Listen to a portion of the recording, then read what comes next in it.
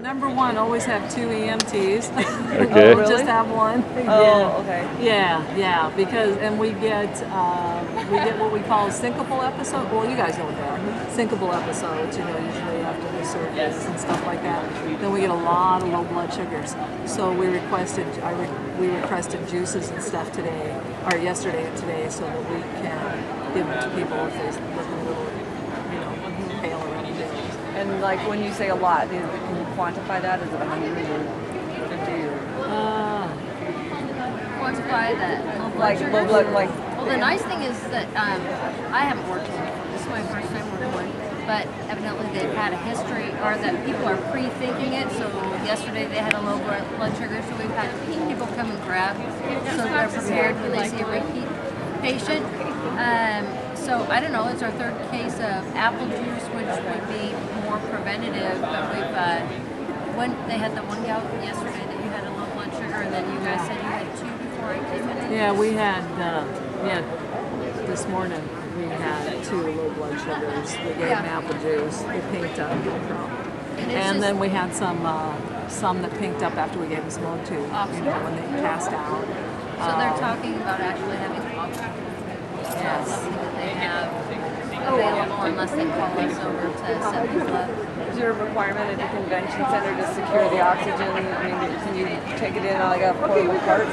Yeah, we keep it on it's on our little crash carts, so we take it with us wherever, Okay, so your recommendation to maybe have two additional ones somewhere, like maybe over an oral surgery and one operative? Yeah, oral surgery seems to be our bigger one where everybody tends to lose consciousness. Okay, Do you need a things free like flu that. shot today? We were in Phoenix. I was in Phoenix for one, and there's a couple cases where people drove long distances to get here and they forgot their insulin, and so they had too high, like really high. Yes. And so I didn't know, and they don't have any insulin, so you guys aren't allowed to deal with that.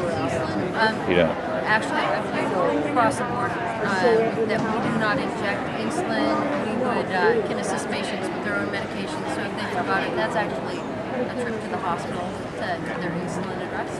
Okay. But we can do supportive care, obviously, Till they get there. Okay. until they get whatever they need. But so it's. A lot of people are telling us things like they were up at 2 o'clock in the morning. They haven't, of course, been because they were anticipating having dental worms. They, of course, have dental problems, and then they get here. They're here for hours, and so it's obvious their blood sugar is dropping. They're getting exhausted. They get into the chair. They get medicated. Their blood pressure tanks. They're passing out, and so we're just doing supportive care for that. My suggestion would be if you're going to have something like this set up, also have a cot so that if you have patients lay back for a little recovery period. Yeah.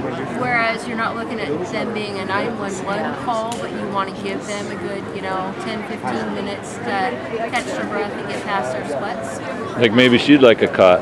She actually was offered, but she has a friend that she's waiting for who didn't want to step outside of the area. So there again, it'd be nice if something was right in the area. Yeah, okay. I agree. If they had an area set up like this, and then maybe where there's a curtain or something, we can have a cot right behind it, so But that they it's can a lay great back. organization. It's I'm sure that because you're in the middle of all of it. So whatever we can do to be, help out. Well, and I was here Thanks. the first year, and I'll tell you the strides that they've made in the organization of this event is just wonderful. Were you here the first year? No, we're doing our first one, so we're trying to learn as much as we can. You see, There goes the there goes the tooth fairy.